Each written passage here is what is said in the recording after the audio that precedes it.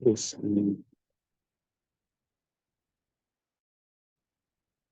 हम last time कौन सा श्लोक तक हमने पढ़ा?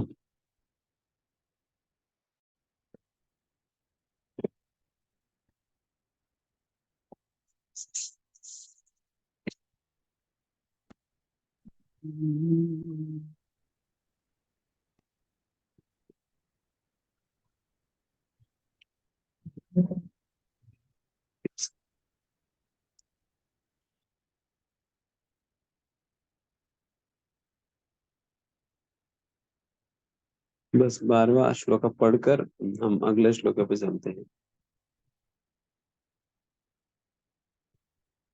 दास सखा पिता माता कांता गना लाना, व्रजे क्रीडा करे कृष्ण प्रेमाविष्टाहना।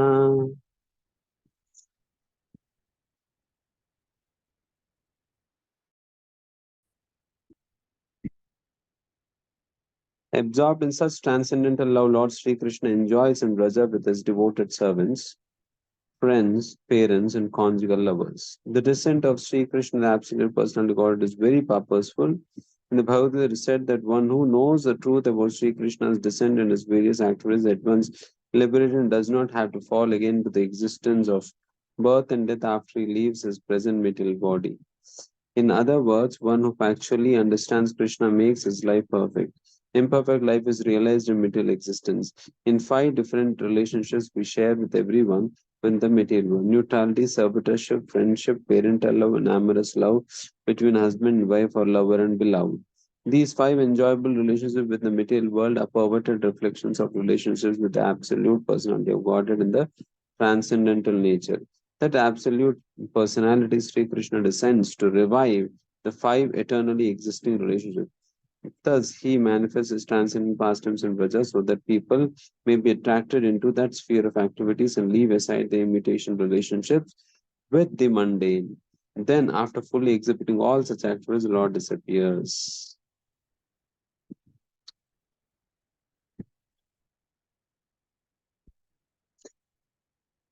तो यहाँ पर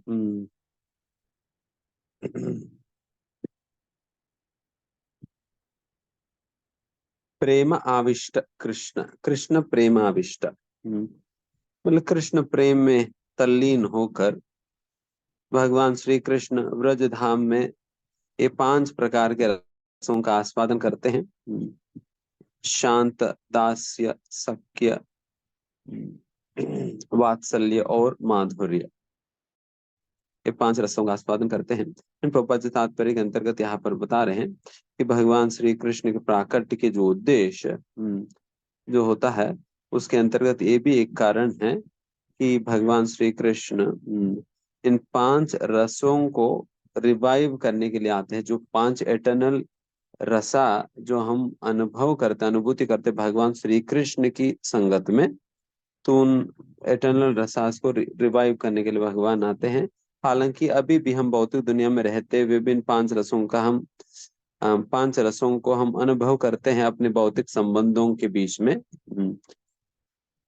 बट ये शाश्वत नहीं है, क्योंकि ना तो वो शाश्वत है ना तो हम शाश्वत है, जिसके कारण हमारा बीच का संबंध शाश्वत नहीं होता है। तो हमारा जो शाश्वत संबंध भगवान श्री कृष्ण के साथ है, उस प्रकार के शाश्वत संबंध जो कि इन 5 रसों में कोई ना कोई रस के आधार पर होता है, तो फिर उसको रिवाइव करने के लिए भगवान श्री कृष्ण आते हैं। एंड फिर उस प्रकार की रस के आस्वादन करने वाली अनेक लीलाएं करके, ताकि उन लीलाओं के माध्यम से हमें अपनी ओर आकृष्ट करते हैं भगवान। देन फिर उसके उपरांत भगवान अपनी लीलाएं समाप्त करके चले जाते हैं। तो इसलिए भगवान श्री कृष्ण का जो विभिन्न प्रकार की जो वात्समय लीला, वात्सल्यमय लीलाएं, माधुर्यमय लीलाएं, लीलाएं, तो इस प्रकार से जो विभिन्न प्रकार की जो लीलाएं भगवान ने की है, उन लीलाओं का श्रवण करने पे, उन लीलाओं का अध्ययन करने पे क्या होता है कि व्यक्ति धीमे धीमे उनके आकर्षण भगवान श्री कृष्ण की ओर, भगवान श्री कृष्ण की ओर बढ़ने का मतलब है कि कृष्ण के संगत में उस रस के आस्वादन करने का लालसा हमारे अंदर जागृत होता रहेगा धीमे धीमे। जैसा जब हम यशोदा मैया की लीला हम सुनेंगे भगवान श्री कृष्ण के साथ, तो फिर हमारे अंदर भी उस प्रकार की रस के आस्वादन, जो रस यशोदा मैया आस्वादन कर रही है, उस प्रकार के रस के आस्वादन करने का लालसा हमारे अंदर भी धीमे धीमे आएगा।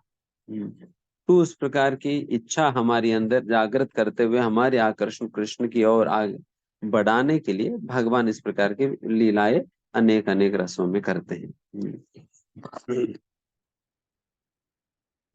वैसा भगवान श्री कृष्ण की क्या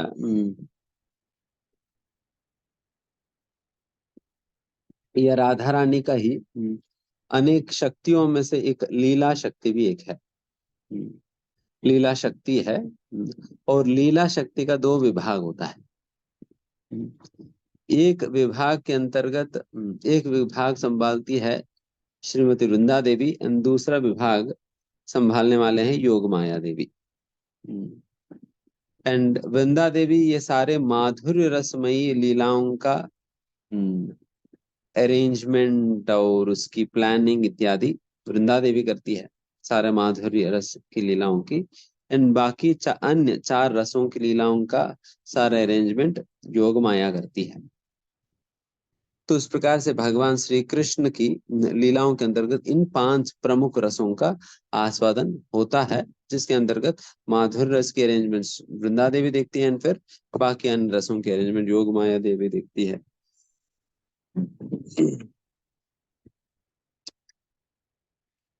और ये दोनों ही लीला शक्ति के अंतर्गत काम करते हैं।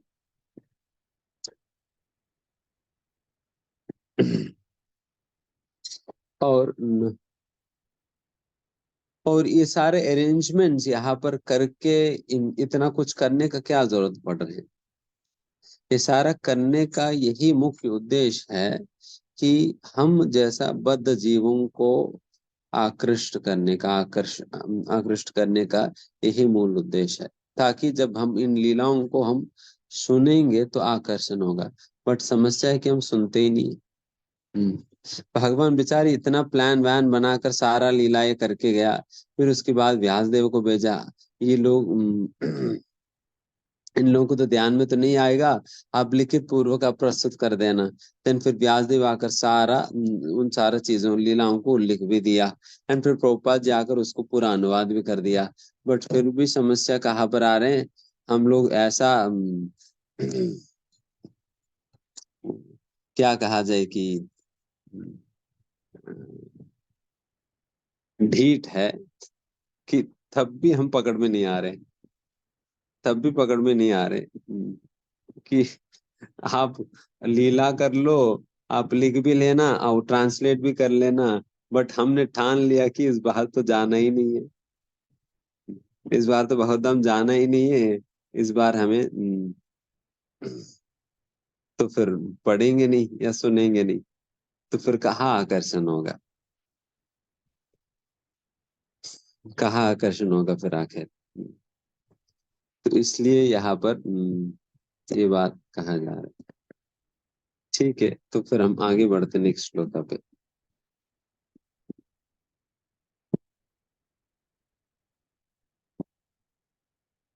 कहाँ तक पहुंच गए?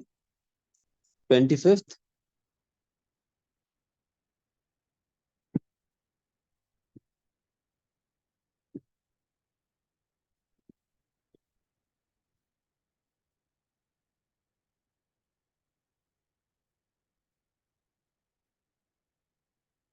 अच्छा, कोई बोल नहीं पा रहे?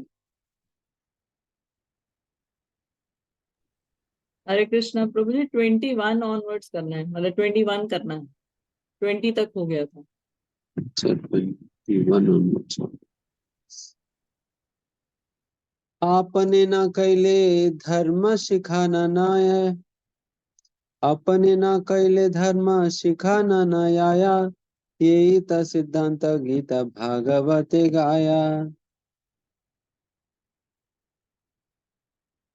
Unless one practices devotional service himself, he cannot teach it to others. This conclusion is indeed confirmed throughout the Gita and Bhagavatam. आपने न कैले धर्म सिखा न आया। जिस धर्म के आचरण हम स्वयं नहीं करते हैं, आपने ना कैले धर्म सिखा ना आया, देन फिर उसको हम सिखा नहीं सकते हैं। यही तो सिद्धांत, यही सिद्धांत को गीता भागवते गाया, गीता और भागवत के अंतर्गत यही सिद्धांत की उल्लेखन हमें प्राप्त होता है। यदा यदा हि धर्मस्य ग्लानिर्भवति भारत, अभ्युत्थानमधर्मस्य तदात्मानं सृजाम्यहम्।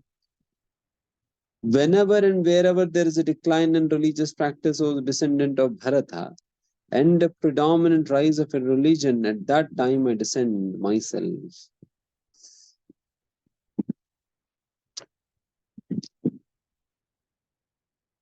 जब और जहां धर्म की पतन होता है और जहां पर अधर्म बढ़ जाता है, फिर उस समय में प्रकट होता हूं। परित्राणाय साधूनां विनाशाय च दुष्कृतां धर्म संस्थापनार्थाय संभवामि युगे युगे। तो इसका अनुवाद तो सभी लोगों को पता ही है।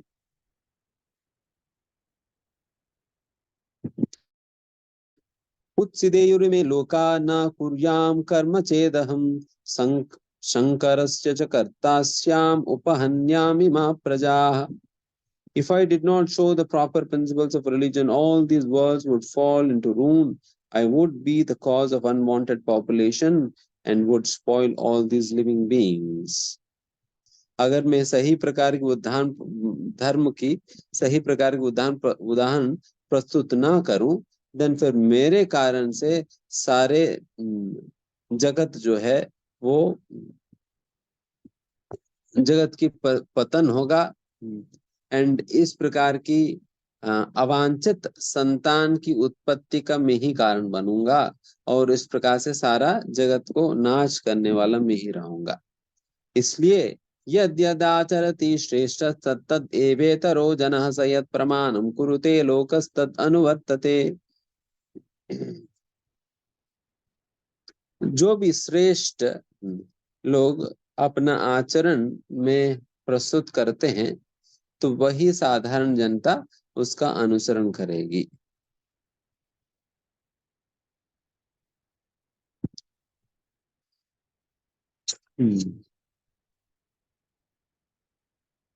इसलिए श्री चैतन्य महाप्रभु के विषय में भी चैतन्य चरितामृत में ही अन्य जगह इस प्रकार से कहा जाता है, अपनी आचार्य प्रभु जगत सिखाए। चैतन्य महाप्रभु स्वयं ही आचरण करके अपने आचरण के द्वारा जगत को सिखाए थे। इसलिए एक एक नियम को बहुत कड़क रूप से चैतन्य महाप्रभु पालन किया करते थे, ताकि आने वाले जगत को ये सही उदाहरण प्रस्तुत हो उनकी तरफ से। कहीं पर भी, हालांकि पूर्ण पुरुषोत्तम भगवान ने श्री चैतन्य महाप्रभु, वो तो पूर्ण स्वतंत्र है और स्वतंत्र होने के नाते वो कुछ भी कर सकते थे। कुछ भी कर सकने की सामर्थ्य और स्वतंत्रता होने के बावजूद भी चैतन्य महाप्रभु बहुत ही ध्यान रखते थे, नहीं मुझे एक सही उदाहरण प्रस्तुत करनी चाहिए, इसलिए मुझे इन नियमों को ढंग से पालन करना है करके चैतन्य महाप्रभु बहुत ही सावधानी से एक एक नियम को पालन करके जगत के सामने बहुत high standard of living Chaitanya Mahaprabhu ने सेट किया। तो चैतन्य महाप्रभु एक आइडियल प्रचारक है, जो कि स्वयं अपने आचरण से दिखा रहे हैं what should be the conduct of a preacher ideally। इसलिए वैसा तो कई बार इस बात पे हम थोड़ा ज्यादा जोर देने लगते हैं, देन फिर लोग आकर हमसे कहते प्रभु जी, फिर हम जब हम आचरण करने लगेंगे तब से हम प्रचार शुरू कर देंगे। फिर मुझे लगता है कि फिर मैं लेफ्ट से मरवाऊं या राइट से मरवाऊं, तो मुझे ये पिटाई करना पड़ेगा। इधर लेफ्ट से मारेगा नहीं तो फिर कहते प्रोज लेफ्ट ठीक नहीं, राइट से मार देता।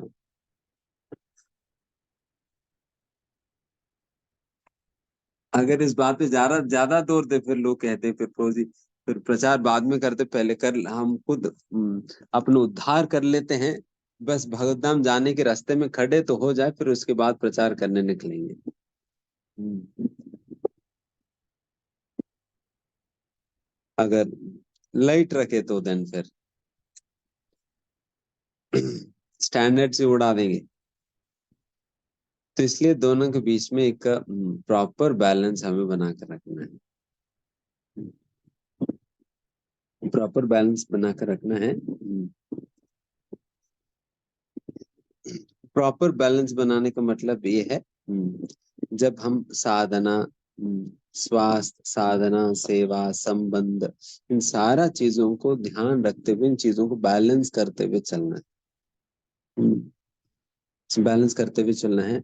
अन्यथा देन फिर इधर आप इस एक्सट्रीम पे आ जाएंगे, नहीं तो उस एक्सट्रीम पे चले जाएंगे, प्रीचिंग का इस एक्सट्रीम पे आ जाएंगे, नहीं तो उस एक्सट्रीम पे चले जाएंगे।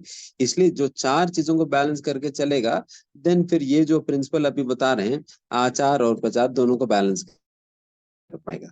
जिनकी ये चार चीजें बैलेंस नहीं, वो आचार प्रचार को बैलेंस नहीं कर पाएगा, वो बिगड़ जाएगी बैलेंस।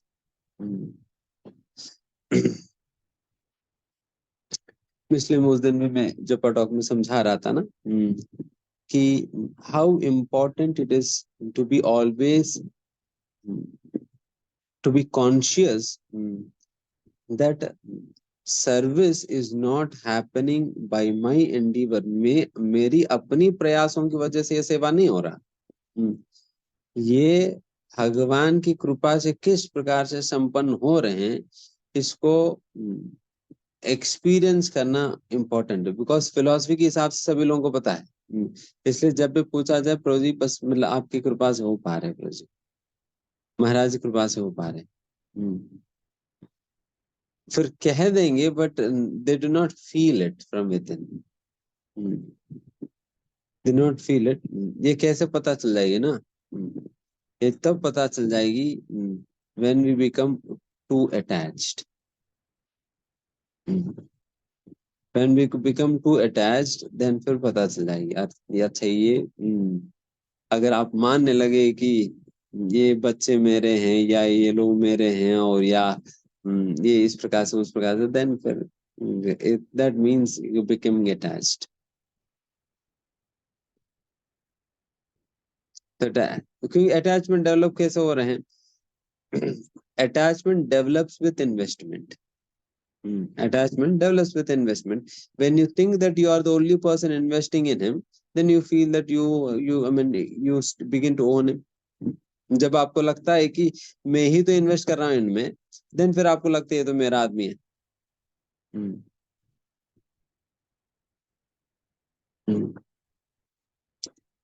देन इस प्रकार से लगने लगेगा। We get attached to the results.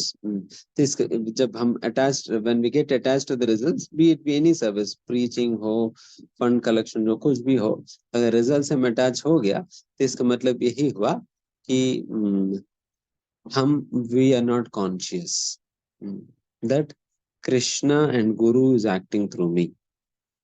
We are not conscious कि Krishna and Guru is acting through me. इस बात का सचेत नहीं है।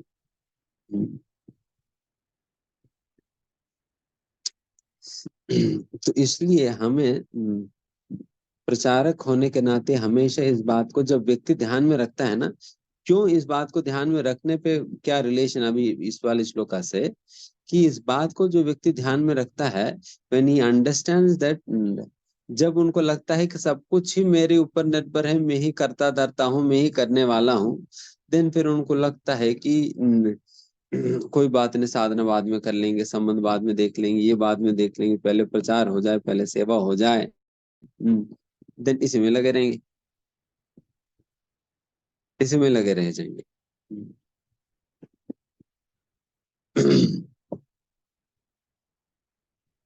देन फिर वो अपने आचरण को और प्रचार को बैलेंस नहीं कर पाएंगे,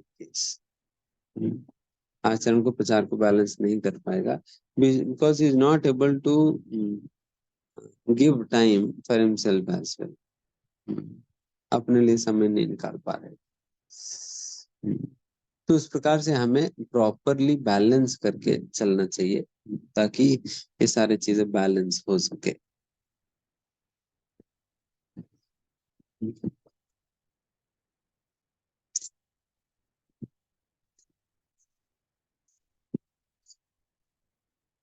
हम सही में मतलब हमारे सामने तो इतने बड़े बड़े उदाहरण, मतलब हम तो शुरुआत तो नहीं है, हमारे पहले तो कई आचार्य आ चुके हैं, तो इसलिए हम उनसे तो उदाहरण ले सकते, जैसा हम्म, हमारे गुरु महाराज जी हो या परम पूज्य गोपाल कृष्ण गोस्वामी महाराज, जयप्रकाश स्वामी महाराज, मतलब कितना सुंदर रूप से उन लोगों ने बैलेंस किया ना सारे चीजों को। हालांकि हमारे ऊपर उतना प्रेशर नहीं है जितना कि उन लोगों के ऊपर थे प्रेशर, है ना। हम्म।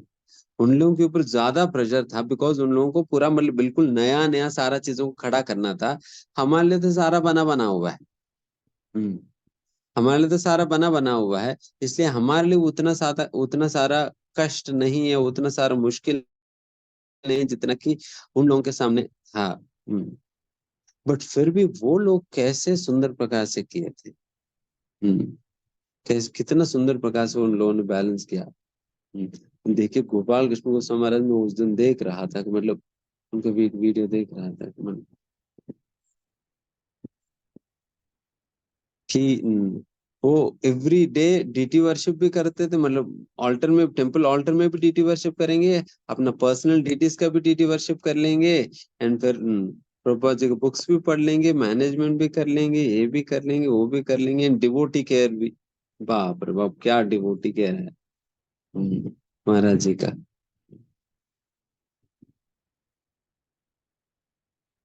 तो इस प्रकार से मतलब कैसे इंस्पायर कर दिया, कैसे इंस्पायर कर दिया।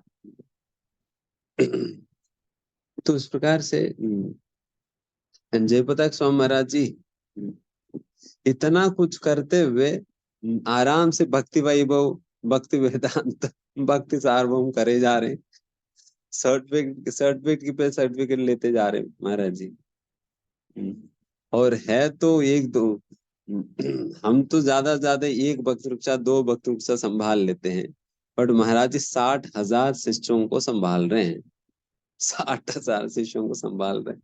एंड न जाने पता नहीं कितने सारे मंदिर है और कितना सारा प्रचार है, कितने जिम्मेदारियां है, इतने सारा चीजें होने के बावजूद भी वो अपना अध्ययन भी कर रहे हैं, जप भी कर रहे हैं, भक्तों से भी मिल भी रहे हैं। वही समझ नहीं आता है कि इनको भगवान क्या 24 घंटे से ज्यादा तो नहीं दिया। हम लोगों को तो पता ही नहीं चलता, मतलब मैं आप लोगों को ही बात नहीं कर रहा हूँ, मेरा भी ऐसे ही हाल है। तो पता नहीं इन लोगों को कहाँ से इतना मिल पाता है, मैं कई बार बहुत आश्चर्यचकित हो जाते हैं इन लोगों को देखकर। तभी तो सही में ये लोग आचार्य बन पाए। आचार्य बन पाए। एंड देखिए ना कि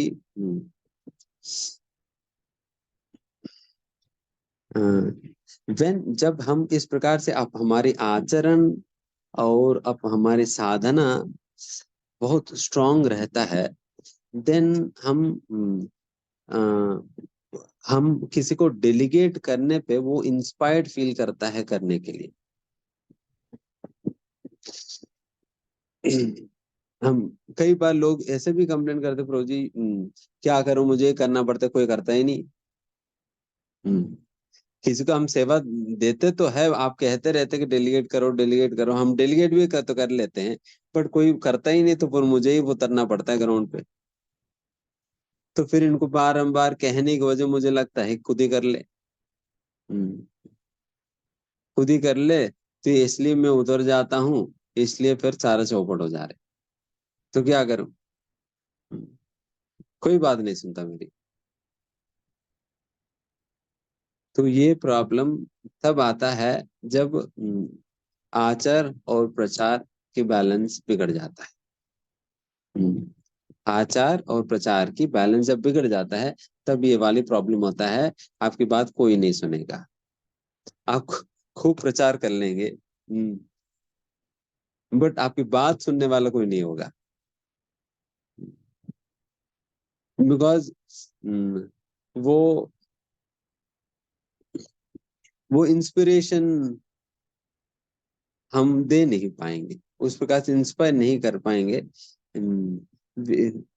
We will not be able to inspire people to take up responsibility, unless and until we carry that uh, we carry that balance. I mean, we maintain that balance. आचार प्रचार के बैलेंस मेंटेन करेंगे तो then हमारी अंदर, हमारी वचनों में, हमारी व्यवहार में, हमारी पर्सनालिटी में उस प्रकार की ग्रेविटी आएगी ताकि हम डेलीगेट कर सके। देन फिर आप सेवाएं एक्सपेंड कर पाओगे, सेवाएं एक्सपेंड कर पाओगे। इस प्रकार से तभी हो पाएगी। So that is the reason. फिर यहाँ पर कहा जा रहा है कि आचार और प्रचार बैलेंस करके चलना चाहिए। तभी महाप्रभु कह रहे, मतलब यहाँ पर कह रहे कविराज गोस्वामी की, जो व्यक्ति स्वयं ही आचरण नहीं करता है वो प्रचार नहीं कर सकेगा। वो प्रचार नहीं कर सकेगा। तो इसलिए हमें आचरण भी ढंग से करना चाहिए और साथ ही साथ प्रचार भी करनी चाहिए। और हम प्रचार किस लिए करें? फिर पहले हम अपने आचरण को ठीक करने के बाद ही प्रचार करेंगे तो क्या दिक्कत है? तो इसमें ये है, we are preaching as a matter of assisting our guru Maharaj in a service to Prabhupada. We are not preaching for the sake of preaching, but we are preaching as a matter of assisting our guru to serve Srila Prabhupada. हम गुरु की सेवा करने के रूप में प्रचार कर रहे हैं।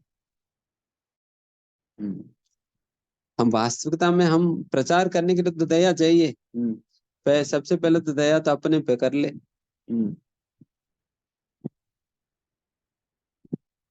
दया तो अपने पे कर लिया जाए पहले तो ऐसे ही लगने लगे। अगर किसी को कहा जाए प्रचार करो, फिर लोग कहने लगे प्रभु पहले हमारे ऊपर दया कर देना, हमारे ऊपर कोई मिल नहीं रहा दया करने वाला, तो ऐसा हो जाएगी। तो दैट इज भाई हमारी जो प्रचार का उद्देश्य जो है, to please the spiritual master, so that some और अदर हम उनको असिस्ट करेंगे प्रभुपाद जी की मिशन में। देन फिर गुरु हमारे सेवा से प्रसन्न होंगे। देन फिर हमारे ऊपर वो कृपा के पात्र हम बनेंगे। गुरु की, भगवान की कृपा के पात्र बनने के लिए हम गुरु को मदद करें। नहीं तो हमारे अंदर कौन सा ऐसा बहुत बड़ा दया है कि लोगों को प्रचार करें, हमको प्रचार करे। तो इस प्रकार से होता है। दैट इज वाई हमें दोनों ही साथ साथ करनी चाहिए, आचार भी और प्रचार भी। और आचार के अंतर्गत साधना और संबंध और सदाचार, स्वास्थ्य, ये सब कुछ आएगा। सेवा, ये 500 चीजें हमें बैलेंस करनी चाहिए।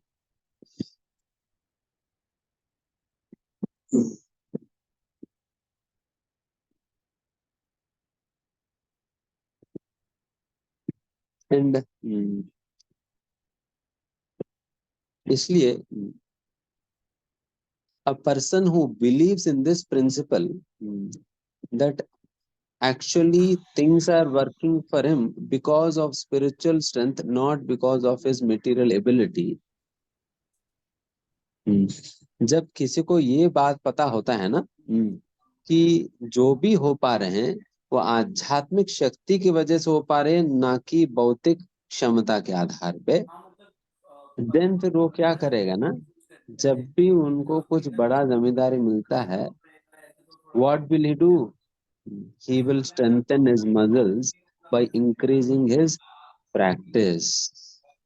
वो अपना साधना बढ़ाएगा और स्ट्रॉन्ग प्रिंसिपल्स फॉलो करेगा, बिकॉज ही नोज दैट ये तो मैं स्पिरिचुअल स्ट्रेंथ से ही तो मैं संभाल पाऊंगी इस जिम्मेदारी को, मैं अपने अपने दम पे तो मैं नहीं पाल पाऊंगी इसको। अपने दम पे मैं इसको नहीं चला पाऊंगा, मेरे पास उस प्रकार की स्पिरिचुअल स्ट्रेंथ चाहिए, मेरे पास नहीं है। तो मुझे इकट्ठा करने के लिए मुझे अपनी साधना को बढ़ाना पड़ेगा। तभी तो आप देखिएगा, जब प्रचेताओं को उनके पिताजी प्राचीन ब्रह्म ने कहा कि आप लोग राज संभालो, जैसा उनको ये आज्ञा मिलते ही उन लोगों ने क्या की, वो लोग बिजनेस स्कूल में ज्वाइन कर लिया, नहीं एमबीए करने। वो लोग क्या कहते, वो तुरंत जंगल में चले गए, तुरंत जंगल में गए, जंगल में गए ताकि वो तपस्या करने गए थे। तपस्या करके they are they they wanting to gather that strength, उस प्रकार की शक्ति इकट्ठा करके देन फिर वो राजभार उठाने के लिए वापस आए थे। राजभार उठाने के लिए वापस आए थे। उस प्रकार से people who believe in this कि स्पिरिचुअल स्ट्रेंथ के आधार पर चीजें हो पाता है, देन फिर वो लोग जब जमींदारी मिलता है, जब वो सही में बड़ा करना होता है, they seek the lord's shelter by increasing their sadhana, increasing the intensity of their sadhana, और कठिन नियम स्वीकार करेंगे और सिंसियरली करने का प्रयास करेंगे। तो इस प्रकार से होगा। इसलिए मैं सोच रहा था कि जो जैसा कि grid node of west project जो करने का सोच रहे हैं, जो लोग इसमें आगे जाकर जो इन्वॉल्व होंगे, फिर उनको हम कहीं ना कहीं कुछ साधना प्लान देंगे। कम से कम हम इतना सोच रहे थे, जैसा अभी गिरिराज जी के पास हम गए थे, तो उस समय में गिरिराज जी से मतलब वैसे ही सोच रहे थे कि जो लोग ये करे, दिन फिर उनको कम से कम महीने में 2 दिन गिरिराज जी के पास जाना चाहिए। गिरिराज जी के पास जाए, एक परिक्रमा करे, 2 दिन 64 माला करे, और 3-3 4 4 घंटे रोज प्रभुपाद जी की पुस्तकें पढ़े, एंड फिर वापस आए, और फिर पूरा बाकी 28 दिन सेवा करें।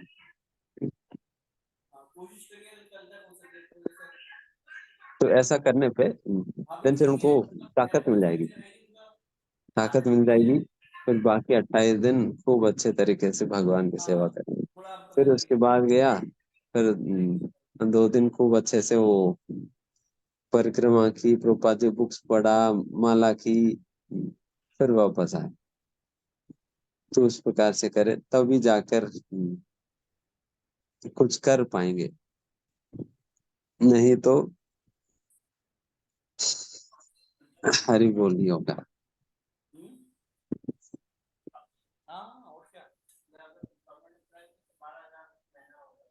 तो इस प्रकार से somewhere or the other we need to strike a strong balance between personal नहीं तो ना, we may tend to lose the very core principles for which we have come here। जिस काम के लिए हम यहाँ पर आए हैं, हो सकता है हम भूल ही जाए उसको, भूल ही जाए। पता नहीं, मैं तो सोचा, बट किस हद तक संभव होगा भगवान ही जाने, गिरिराज जी जाने।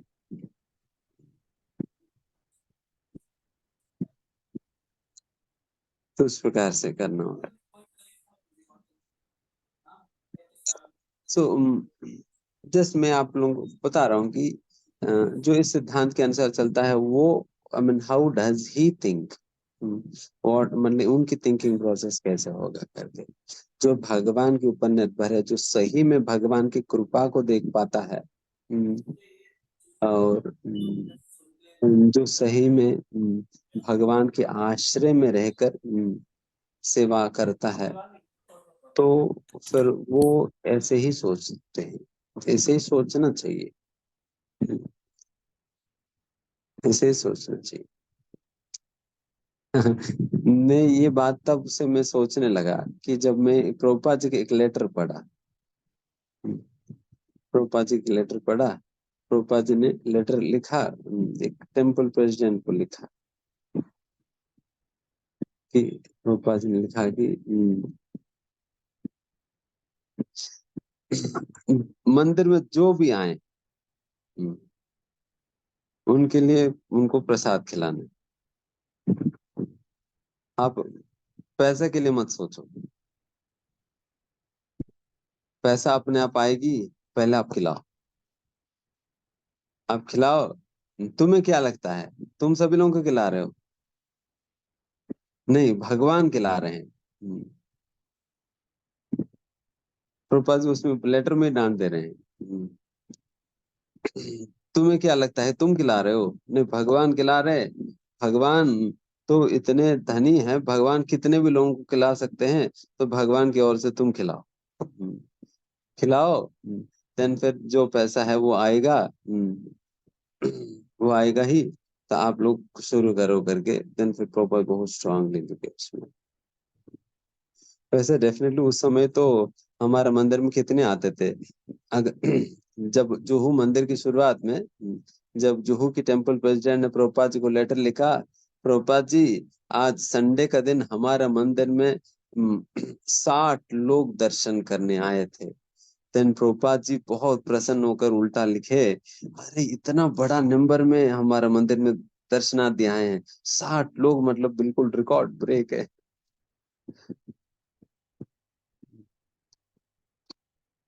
उस मात्रा में लोग आते थे।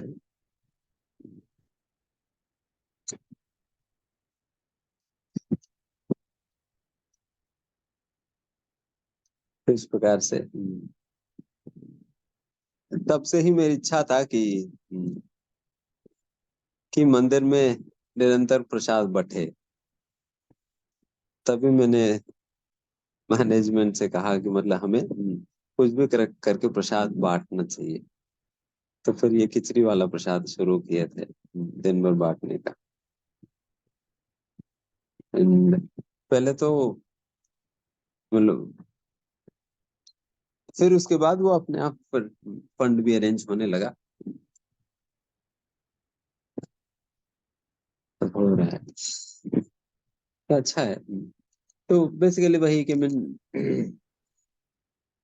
जब भगवान कहते हैं मद आश्रय, मेरी आश्रय में रहते हुए योगन युंजन मद आश्रय, आप योग की अभ्यास करो मेरी आश्रय में रहकर। This is what is meant to work under the shelter of Krishna, to seek his shelter by chanting his names, by not compromising our sadhana, but not compromising our standard of behavior। तो उस प्रकार से हमें करनी चाहिए। Definitely एक आध दिन तो होता है, एक आध दिन तो होता है। यहाँ तक भी भक्ति सिद्धांत सरस्वती महाराज भी वैसे तो हर दिन 2 लाख नाम जप किया करते थे, पर जन्माष्टमी का दिन 1 लाख जप करते थे। बट उनकी स्टैंडर्ड से हम कंपेयर नहीं कर सकते, बट मैं उदाहरण के लिए बता रहा हूँ।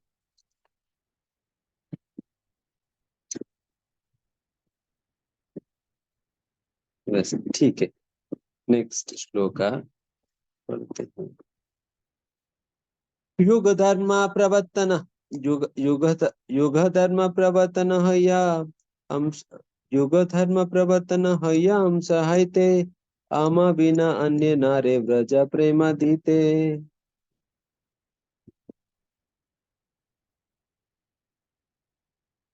My plenary portions can establish the principles of religion for each age. No one but me, however, can bestow the kind of loving service performed by the residents of Raja. Yoga dharma प्रवर्तन अंश है। अंश मतलब भगवान की अंश अवतार। योग धर्म प्रवर्तन, भगवान के अंश अवतार भी योग धर्म का स्थापना कर लेंगे। उसके लिए भगवान को स्वयं आने का कोई जरूरत नहीं है, भगवान के अंश अवतार भी कर लेंगे। बट व्रज प्रेम दीते, बट व्रज प्रेम को देने की सामर्थ्य तो अंश अवतारों में तो नहीं होता। ब्रज प्रेम तो केवल और केवल भगवान स्वयं ही दे सकते हैं, अमा बिना अन्य नारे। अमा बिना, भगवान के बिना, भगवान कह रहे कि मेरे बिना तो और कोई व्यक्ति इस ब्रज प्रेम को दे नहीं सकता है। इसलिए अगर इस ब्रज प्रेम को देना है तो फिर मुझे स्वयं ही आना पड़ेगा, स्वयं ही आना पड़ेगी, तभी तो। हमने वो श्लोका पढ़े थे ना, अच्छा उसी श्लोका का तो विस्तार हम पढ़ रहे हैं। अनार्पित चिराम चिरात, अनअर्पित चिराम, मतलब कोई भी अवतार आज तक, जितने भी भगवान के विभिन्न प्रकार के अंशावतार जो हुई है, कोई भी अवतार ने आज तक ये व्रज प्रेम को वितरण नहीं किया, बिकॉज उनके सामर्थ्य नहीं इस प्रकार से व्रज प्रेम बांटने का। अगर व्रज प्रेम वितरण करना है तो वो केवल और केवल भगवान के लिए ही समर्थ है। तो इसलिए भगवान ही स्वयं आकर ये वितरण किया, इसलिए अनअर्पिता ही रहेगा, ये कभी भी अर्पित नहीं की गई है किसी को।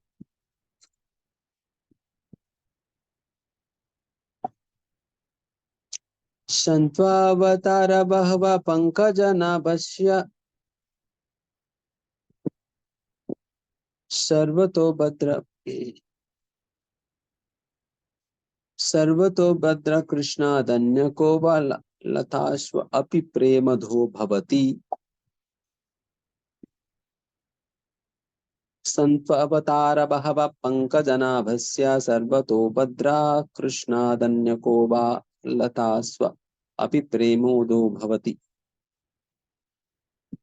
There may be many all auspicious incarnations of the personality of Godhead, but who other than Lord Shri Krishna can bestow love of God upon the surrendered souls? ये बिल्व मंगल ठाकुर के द्वारा रचित श्लोका है, एंड ये लघु भागवतामृत में प्राप्त होता है। तो यहाँ पर भी वही भाव प्रकट किया जा रहा है जो पिछला श्लोका में बताई गई है। केवल भगवान श्री कृष्ण ही ये ब्रज प्रेम देने में समर्थ है, बाकी कोई और अन्य अंशावतार इस प्रकार के ब्रज प्रेम नहीं दे सकते हैं। ताहाते अपन भक्त गण करी संगे, पृथ्वी ते अवतारी करी मुना न रंगे। Therefore, in the company of my devotees, I shall appear on earth and perform various colorful pastimes. भगवान कह रहे हैं कि ताहाते अपन भक्त गण करी संगे, भक्त गण करी संगे, अपन भक्त। भगवान अपने भक्तों का समूह को लेकर भगवान प्रकट होते पृथ्वी ते अवतारी, पृथ्वी पर भगवान अवतार लेते हैं, और करीबू नाना रंगे, एंड अनेक प्रकार की, विभिन्न प्रकार की भगवान लीलाएं संपन्न करते हैं। इस उद्देश्य को ले, इस उद्देश्य के लिए, मतलब कौन से उद्देश्य के लिए? व्रज प्रेम को बांटने के उद्देश्य को लेकर, को पूरा करने के लिए भगवान स्वयं ही अपने पार्षदों के साथ आकर अनेक प्रकार की लीलाएं करते हैं।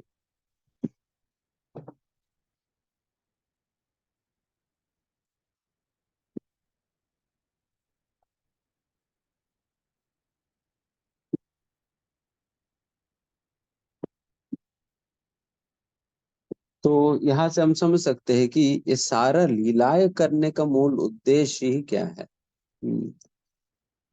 The main purpose of all performing the pastimes is to attract the conditioned souls, ताकि हमें अपनी ओर आकृष्ट करने के लिए, हमारी अभी जो आकर्षण अन्य अन्य जो जगह पर जो फंसा हुआ है, उस आकर्षण से बचकर भगवान श्री कृष्ण के प्रति आकर्षित हो सके, इसके लिए भगवान ने लीलाएं की।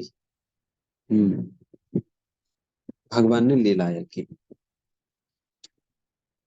एंड इसलिए भी हम एक प्रकार से नाम जप के दौरान भी भगवान से प्रार्थना करते हैं ना, हे कृष्ण मत चित्तम आकर्षया।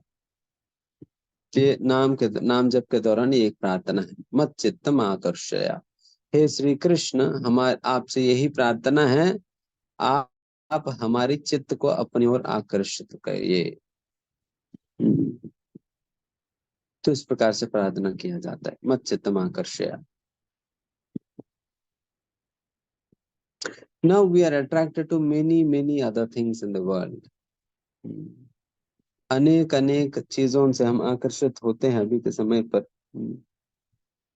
तो सारे चीजों से हमारी आकर्षण हट के भगवान की ओर हमारा आकर्षण बढ़ सके, उसके लिए भगवान भी अपने लीलाओं का एक ट्रेल रन दिखाने के लिए भगवान आते हैं। जैसा मूवी ट्रेलर होता है, तो भगवान भी ट्रेलर रिलीज किया, व्रज लीला ट्रेलर, तो द्वारका लीला ट्रेलर, मथुरा लीला ट्रेलर, ये 3 ट्रेलर भगवान ने रिलीज किया। जो लोग जिस ट्रेलर से आकर्षित हो जाएंगे, देन फिर वहां चले जाएंगे। तो ट्रेलर का भी यही ट्रेलर दिखाकर लोग यही हासिल करना चाहते हैं कि सो दैट लोग जो है ट्रेलर देखकर आकर्षित होकर मूवी देखने आए। तो भगवान भी चाहते हैं ये ट्रेलर देखकर आप मेरे धाम आ जाओ, तब आपको फुल मूवी दिखाएंगे। आप भी ट्रेलर देख लेना।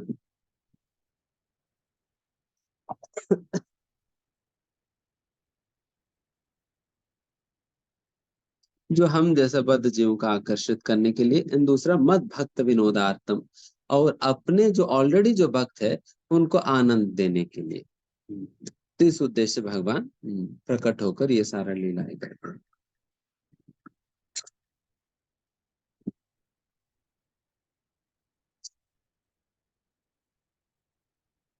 एतभावि कलि काले प्रथम संध्याया अवति न हैल कृष्ण अपनी नदी आया।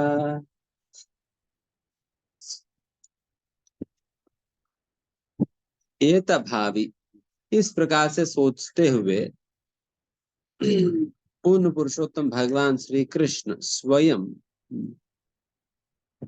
कलयुग की प्रथम पाद में भगवान श्री कृष्ण नदिया में प्रकट हुए हैं। वही बात यहाँ पर बता रहे हैं। The Prathama Sandhya is the beginning of the age. According to astronomical calculation, the age is divided into 12 parts. The first of these 12 divisions is known as Prathama Sandhya. The Prathama Sandhya and Sesha Sandhya, the last division of the preceding age, form the junction of the two ages. According to the Surya Siddhanta, the Prathama Sandhya of Kali will last 36,000 solar years. Lord Chaitanya appeared in the Prathama Sandhya after 4,586 solar years of Kali Yuga had passed.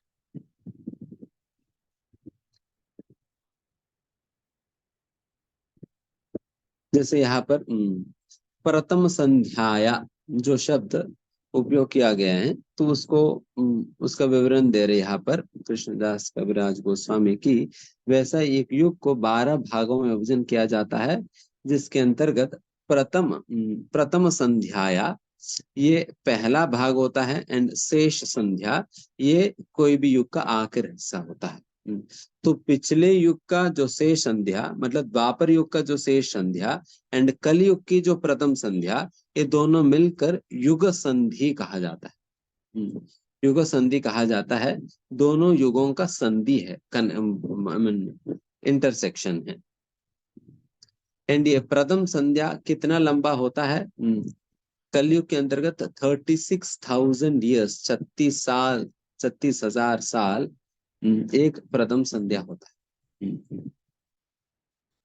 तो उस प्रथम संध्या में श्री चैतन्य महाप्रभु का प्राकट्य होगा करके ये भविष्यवाणी शास्त्रों में किया गया है। चैतन्य सिंहेरा नवद्वीपे चैतन्य सिंहेरा नवद्वीपे अवतारा सिंह ग्रीवा सिंह वीर्य सिंहेरा हुंकारा।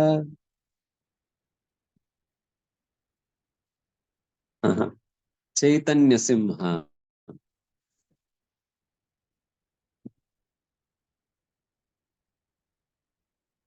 ऐसा किसी का नाम तो नहीं सुना, चैतन्य सिंह। दीक्षा में ये भी एक नाम उपयोग किया है, चैतन्य सिंह। चैतन्य सिंहेरा नवद्वीपे अवतारा। Thus the lion-like Lord Chaitanya has appeared in Navadvipa. उस प्रकार से सिंह की तरह जो भगवान श्री चैतन्य महाप्रभु का प्राकट्य नवद्वीप में संपन्न होता है। And he has the shoulders of a lion, the powers of a lion, and the loud voice of a lion.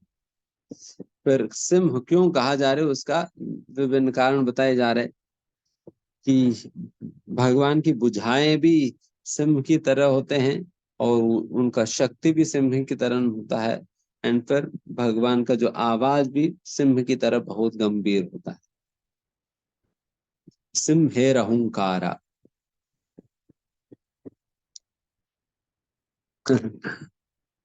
एक बार वैसे ही चैतन्य लीला में आगे जाकर आप लोग सुनेंगे, कभी कभी महाप्रभु कीर्तन करते करते कोई ना कोई अवतार के आवेश में आ जाते थे।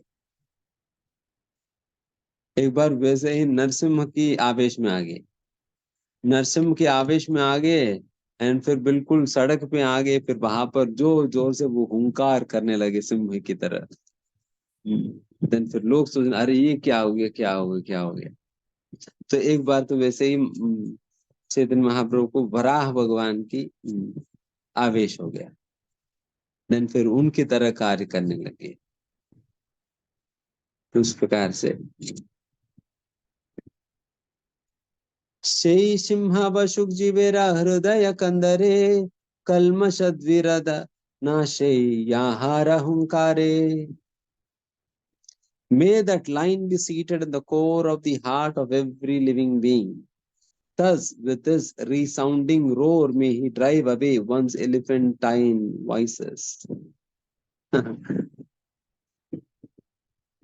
यहाँ पर भी प्रार्थना ही कर रहे हैं भगवान से कविराज गोस्वामी की, ऐसा सिंह जैसा श्री चैतन्य महाप्रभु गुफा जैसे मेरे हृदय में बैठ जाएं। जो कि सिंह कहाँ रहती है, गुफा के अंदर रहती है। हृदय को भी हृदय कंदरे कहा जाता है। कंदरा मतलब गुफा है। मेरा हृदय रूपी गुफा में चैतन्य महाप्रभु इसी प्रकार से निवास करे और इस प्रकार से निवास करके वहां पर हुंकार करे। जिस प्रकार से हुंकार करने पे जंगल में सारे भेड़ वेड़ सब कुछ भाग जाती है, तो उसी प्रकार से चैतन्य महाप्रभु की हुंकार सुनकर जितने भी मेरे हृदय में अनर्थ है वो सारा भाग जाए करके यहाँ पर एक प्रार्थना कर रहे हैं।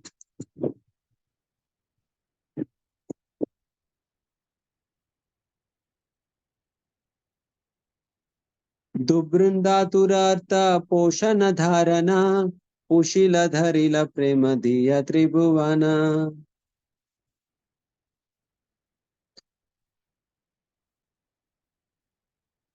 ओ सॉरी, बीच में एक श्लोक छूट गया। प्रथम लीलाया तांड्रा विश्वंभर नामा भक्ति रसे भरिल धरिल भूतग्राम। भगवान की शुरुआत की लीलाओं में, बचपन की लीलाओं में उन्हें विश्वंभर कहा जाता था। क्यों? Because he floods the world with the nectar of devotion and thus saves the living beings. क्योंकि वो भक्ति रस से इस पूरा दुनिया को भर देने वाले हैं और इस प्रकार से भर के इस दुनिया के जीवों को बचाने वाले हैं, इसलिए विश्वंभरा कहा गया है। नेक्स्ट, दुबृंदातुरार्थ पोषण धारणा कुशील धरिल प्रेम दिया त्रिभुवन। The verbal root dubran, which is the root of the word Vishwambhara, indicates nourishing and maintaining. दुभ्रन का मतलब यह है कि पालन करना, पोषण करना, पालन करना। He nourishes and maintains the three worlds by distributing love of God. भगवत प्रेम के वितरण करके इस तीनों लोकों को भरण पोषण करने वाले हैं, इसलिए श्री चैतन्य महाप्रभु को इस प्रकार से विश्वंभर नाम पड़ा। तो अभी ये दोनों श्लोकों में विश्वंभर नाम की जो अर्थ है, तात्पर्य है दिया गया है। तो यहाँ पर फिर फाइनली क्या है, विश्वंभर नाम इसलिए दिया गया है बिकॉज इस पूरा विश्व का भरण और पोषण महाप्रभु श्री चैतन्य महाप्रभु करते हैं, इसलिए विश्वंभर कहा जा रहे हैं। और फिर भरण पोषण किस प्रकार से करेंगे, भरण पोषण करेंगे भगवत प्रेम की बाढ़ इस दुनिया में लाकर। उस प्रकार से सारा दुनिया को इस भगवत प्रेम के सप्लाई करके इस दुनिया का भरण पोषण भगवान करेंगे, तो इसलिए उनको विश्वंभर कहा जा रहा है।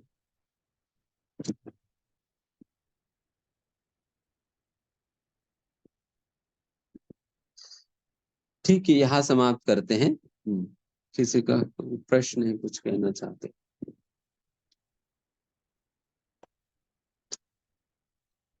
आज अटेंडेंस कम है,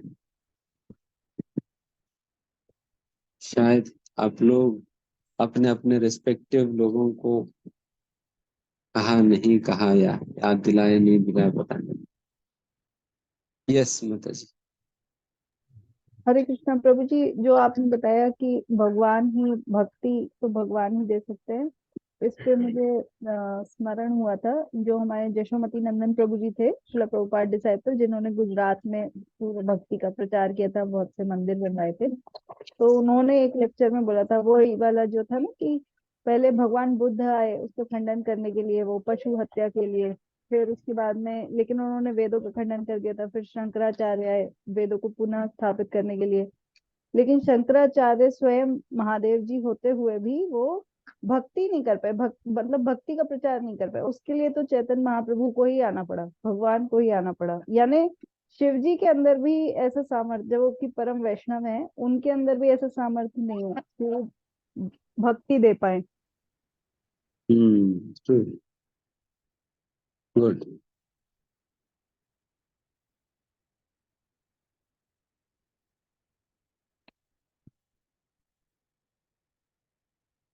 वैसे तो व्रज प्रेम के विषय में तो अगर साधारण भक्ति तो वैसे भी है, बट अगर व्रज प्रेम की बात करें तो वो तो बाकी अन्य अवतार भी तो नहीं दे पाएंगे, वो केवल महाप्रभु ही दे पाएंगे। बाकी अन्य अवतार वैसा भक्ति देंगे, बट व्रज प्रेम तो केवल चैतन्य महाप्रभु देंगे।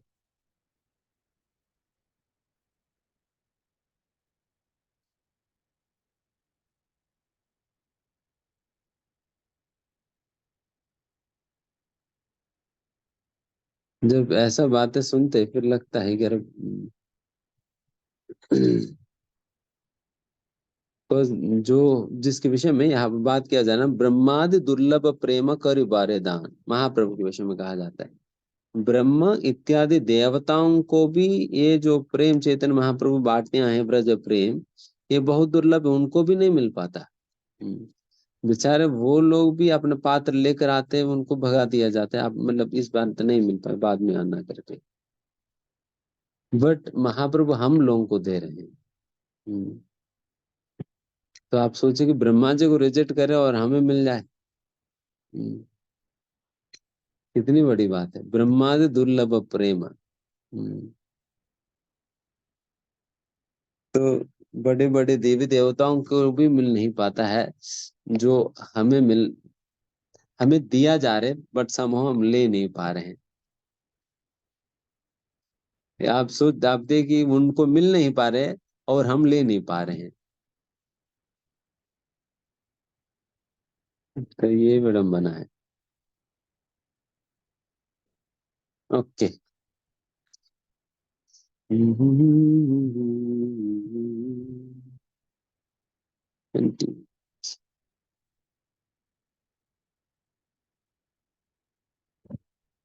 ओके देन, फिर यहाँ पर हम समाप्त करते हैं।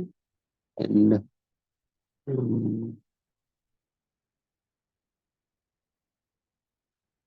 ठीक है, फिर अगले हफ्ते मिलेंगे।